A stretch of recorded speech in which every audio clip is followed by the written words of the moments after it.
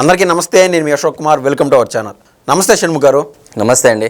బాలినేని శ్రీనివాసరెడ్డి మాజీ మంత్రి, వైసీపీలో చాలా యాక్టివ్గా పనిచేసేవారు, ఒంగోలుకు సంబంధించిన మాజీ మంత్రి. ఆయన నిన్న సంచలన వ్యాఖ్యలు అంటూ చేయడం జరిగింది.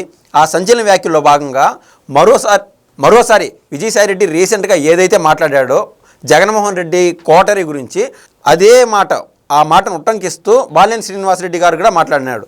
ఎవరైతే జగన్మోహన్ రెడ్డి నుంచి బయటకు వస్తారో వాళ్ళు ప్రతి ఒక్కరు కూడా జగన్మోహన్ రెడ్డి పైన అభాండాలు వేస్తున్నారు. నిజంగా జగన్మోహన్ రెడ్డి అంత కర్కోటకుడు అంటారా? సరే అండి, మీరు అన్నట్టు బాలినేని శ్రీనివాసరెడ్డి గారు ఎవరండి? జగన్మోహన్ రెడ్డి గారికి ఒక రకంగా బంధువే, దూర బంధువు అవుతాడు. అటు వైవి సుబ్బారెడ్డి గారికి బంధువే, అంటే జగన్మోహన్ రెడ్డి గారికి కూడా బంధువే. మరి జగన్మోహన్ రెడ్డి గారి వెంట ఎప్పుడు నడిచారండి బాలినేని శ్రీనివాసరెడ్డి గారు?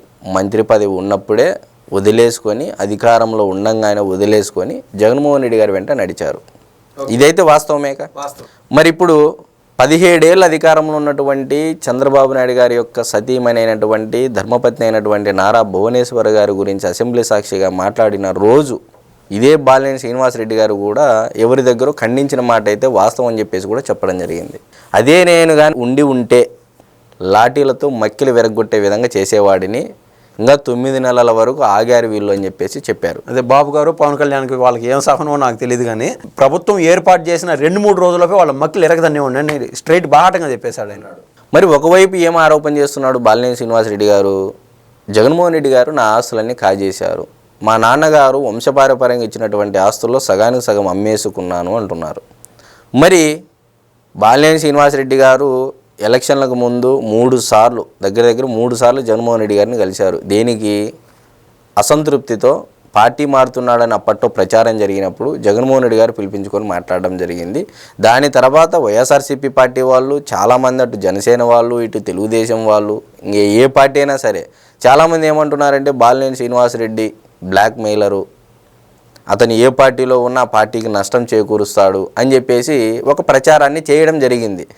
జనసేనలో చేరేటప్పుడు కూడా పవన్ కళ్యాణ్ గారు ఒకటే మాట అన్నారు, ఎటువంటి పరిస్థితుల్లోనూ జనసేనకు చెడ్డ పేరు తెచ్చే విధంగా మీరు వ్యాఖ్యలు చేయొద్దండి, పార్టీలో చేసుకోండి అని చెప్పేసి కూడా చెప్పడం జరిగింది. అసలు నిజంగా ఆస్తులు కాజేస్తేనే జగన్మోహన్ రెడ్డి గారు కర్కోటకుడు అవుతాడా? ఆస్తులు నీకు అంటే కాంట్రాక్టులు ఇచ్చేసి లబ్ధి చేకూరిస్తే జగన్మోహన్ రెడ్డి గారు మంచి అవుతారా? నిజంగా మీ రాజశేఖర రెడ్డి గారి కుటుంబంతో మీకున్నటువంటి సాన్నిహిత్యం వల్ల జగన్మోహన్ రెడ్డి గారిని ఈరోజు విమర్శిస్తున్నారు. ఇంకా జీవితంలో నువ్వు ముఖ్యమంత్రి అవ్వు చూద్దామని చెప్పేసి విధంగా సంచలనమైన వ్యాఖ్యలు చేశారు.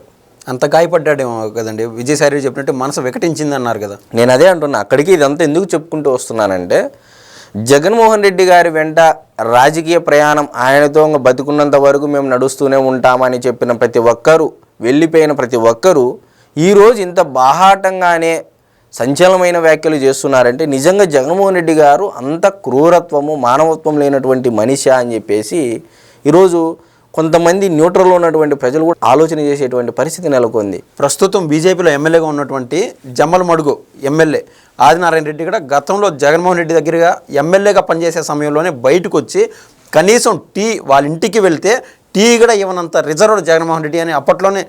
ఒక్క ఆదినారాయణ రెడ్డి గారే కాదండి, జేసీ దివాకర్ రెడ్డి గారు, జేసీ ప్రభాకర్ రెడ్డి గారు కూడా అప్పట్లో పార్టీలోకి రావాలని విజయసాయి రెడ్డి గారి ద్వారా రాయబారం పంపితే దాదాపు ఇంటి బయట 1 గంట నుంచి 3 గంటల పాటు వేచి ఉండే పరిస్థితి ఆ రోజుల్లో జేసీ బ్రదర్స్కి నెలకొంది. ఇది చూసి ఓఎమ్మ ఇతన్ని సారణాలంటున్నారు, బయట వేచి చూడాలంటున్నారు. వాళ్ళ నాయన తరంలో పనిచేసినటువంటి మేము, మంత్రులుగా చేసినటువంటి మేము, ఇతని దగ్గర ఏంది మేము సార్ అనేది, అదేవిధంగా ఈయన ఏంది మమ్మల్ని 3 గంటల్లో వేచి చూసేదని చెప్పేసి అప్పట్లోనే జేసీ బ్రదర్స్ కూడా సంచలనమైన వ్యాఖ్యలు. వాళ్ళకంతా చనువు కూడా ఉండేది. జేసీ దివాకర్ రెడ్డి అయితే రాజశేఖర రెడ్డి గారిని ఏం రాజశేఖర్ రా వస్తున్నావా పోదామా అట్లా ఆ విధంగా మాట్లాడేవాళ్ళు కూడా. చనువు ఉండేవాళ్ళు కూడా జేసీ బ్రదర్స్ కానీ, ఆదినారాయణ రెడ్డి కానీ, బాలినేని శ్రీనివాసరెడ్డి కానీ, ఎలుతున్నటువంటి రవిచంద్రారెడ్డి, డొక్కా మాణిక్యవర ప్రసాద్, వీళ్ళందరినీ చూస్తే, వాసిరెడ్డి పద్మ కానీ, వీళ్ళు చేసేటువంటి వ్యాఖ్యలు చూస్తూ ఉంటే నిజంగా జగన్మోహన్ రెడ్డి గారు బయటకు చూపించేటువంటి మొహ కవలికలు కానీ, ఆ ప్రదర్శన కానీ నిజంగా వాస్తవికతకు చాలా వ్యత్యాసం ఉందని చెప్పేసి ఈరోజు ప్రజలంతా భావించే పరిస్థితి వీళ్ళు చేసినటువంటి వ్యాఖ్యల పరంగా. మీరు చూడండి, ఇదే ఆదినారాయణ రెడ్డి గారు చాలా సంచలనమైన వ్యాఖ్యలు కూడా చేశారు అప్పట్లో. మీరు అన్నట్టు మరి అదేవిధంగా ఈరోజు బాలినేని ఇంకో జీవితంలో నువ్వు ఇంకొకసారి సీఎం అవ్వు చూద్దాము, ఏదో రాజశేఖర రెడ్డి వారసత్వంతో ఒకసారి ఒక ఛాన్స్ అంటే ఇచ్చారు, ఈసారి ఏదో గెలువు చూద్దామని చెప్పేసి ఆయన కూడా వ్యాఖ్యలు. అంత కాన్ఫిడెన్స్ ఏంటి బాలినేని శ్రీనివాసరెడ్డిలో? నిజంగా కూటమి ప్రభుత్వము ప్రజలకు అనుకూలంగా పనిచేస్తుందని చెప్పేసి ఇండైరెక్ట్గా చెప్పగానే బాలినేని శ్రీనివాసరెడ్డి చెప్తున్నాడంటే ఎస్ అని అయితే మనం చెప్పవచ్చండి. వాళ్ళకి ఎంత మేర బంధుత్వం ఉండొచ్చు కాక బాలినేని శ్రీనివాసరెడ్డి గారు మంత్రి హోదాలో ఉన్నారు, విద్యుత్ శాఖ మంత్రిగా. ఆ సమయంలో అర్ధరాత్రి 12 గంటలు 1 గంట సమయంలో ఈ యొక్క అదాని కేసుకు సంబంధించి ఉంది కదండి, అర్ధరాత్రి సంతకాలు పెట్టించుకోవడానికి ప్రయత్నం చేశారంట. అంటే ఆయన పార్టీ నుంచి బయటికి రావడానికి ఇటువంటివన్నీ కారణం అంటారా? ఇప్పుడు ఆ రోజు బాలినేని శ్రీనివాసరెడ్డి గారు కూడా ఇదే సోలార్ విషయంలో కానీ అర్ధరాత్రి సంతకాల విషయం అయితే బలవంతంగా నువ్వు సైన్ పెట్టు పైన జగనన్న ఆదేశాలు అని చెప్పేసి ఆయనే చెప్పడం జరిగింది. ఇదంతా జరిగింది ఒత్తిడి మేరకు నేను సంతకాలు పెట్టడం జరిగిందని కూడా చెప్పడం జరిగింది. ఇంత పెద్ద స్కాము ఒత్తిడి మేరకే ఒక మంత్రి పనిచేశాడంటే ఆ పార్టీలో సొంత కుటుంబ సభ్యులైనా పార్టీ కార్యకర్తలైనా ఏ స్థాయి ఉంటుందనేది ఇక్కడ స్పష్టంగా మనం అర్థం చేసుకోవచ్చు. బాలినేని శ్రీనివాసరెడ్డి ఏ విధంగా అయితే గతంలో అతను విద్యుత్ శాఖ మంత్రిగా ఉన్నప్పుడు కూడా ఎంత ఒత్తిడి వచ్చిందంటే మరి చూడండి, ఆయన సంతకాలు కూడా పెట్టలేదండి వాస్తవంగా. ఇమీడియట్గా తర్వాత రోజు మంత్రివర్గం ఫోర్జరీ చేశారు అని చెప్పేసి సంతకాలని కొన్నాళ్ళు ప్రచారం జరిగింది. దాని తర్వాత నేనే నా మీద ఒత్తిడి ఇచ్చి బలవంతంగా సంతకం పెట్టన్నారు. ఎప్పటికైనా ఈయన ముప్పు అనుకున్నారో ఏమో కానీ తర్వాత మంత్రి పదవి బర్తరఫ్ చేశారు. చేసిన తర్వాత బయటికి రావడం జరిగింది. కొన్నాళ్ళు ఏదో రాజశేఖర రెడ్డి గారి మీద అభిమానంతోనో మళ్ళీ జగన్మోహన్ రెడ్డి గారు ఏదో పాతది ఉంటుంది కదా ఎక్కడో చోట. పాతదని కాదండి, ఎవరికైనా ఒక సందర్భం వస్తుంది కదా. 151 మంది ఎమ్మెల్యేలు ఒక పక్క ఉన్నారు, బయటకు వచ్చి మాట్లాడితే జగన్మోహన్ రెడ్డి చేతల్లో వీళ్ళు కూడా ఆ వల్ల పడిపోతారు, అంటే కేసులు అవుతాయి, ఇవన్నీ ఉంటాయి కదా. ఖచ్చితంగా అండి. నేను చెప్పేది ఏంటంటే బాలినేని శ్రీనివాసరెడ్డి గారు ఫ్యూచర్ని చూసి ఫోర్కాస్టింగ్ చేసేసి ఇంకా జగన్మోహన్ రెడ్డి గారు జీవితంలో సీఎం అయ్యే పరిస్థితి లేదు. ఎందుకంటే ఇటు విజయసాయి రెడ్డి గారు దూరం వెళ్ళిపోయారు, ఇటు బాలినేని శ్రీనివాసరెడ్డి, రేపో మాపో ఇంకో రెడ్డి బయటకు వస్తాడు. ఏది పెద్దిరెడ్డి రామచంద్రారెడ్డి, పెద్దిరెడ్డి మిథున్ రెడ్డి కానీ బయటకు వస్తే ఆ పార్టీలో నాకు తెలిసి ఇంకా సస్టైన్ అయ్యే పరిస్థితి లేదని అయితే మనం ఖచ్చితంగా చెప్పాలి. ఎందుకంటే వైఎస్ఆర్సీపీ పార్టీకి ఫైనాన్సియర్స్ అంతా మ్యాక్సిమము అటు ఉత్తరాంధ్రకు సంబంధించి బొత్స సత్యనారాయణ గారు, ఇటు రాయలసీమకు సంబంధించి దాదాపు 70 నుంచి 80 నియోజకవర్గాలకు పెద్దిరెడ్డి రామచంద్రారెడ్డి గారు అని అందరికీ తెలుసు. అప్పట్లో కూడా కొన్ని వార్తలు నడిచాయి. Peddireddy Ramachandra Reddy unofficial CM, unofficial CM ఒక 70 నుంచి 80 మంది ఎమ్మెల్యేలను గ్రిప్లో పెట్టుకున్నాడు. నెక్స్ట్ జగన్ లోపలికి పోతే పెద్దిరెడ్డి రామచంద్రారెడ్డి రెడీగా ఉన్నాడు సీఎం అవడానికి కూడా అప్పట్లో కొంత ప్రచారాలు జరిగాయి.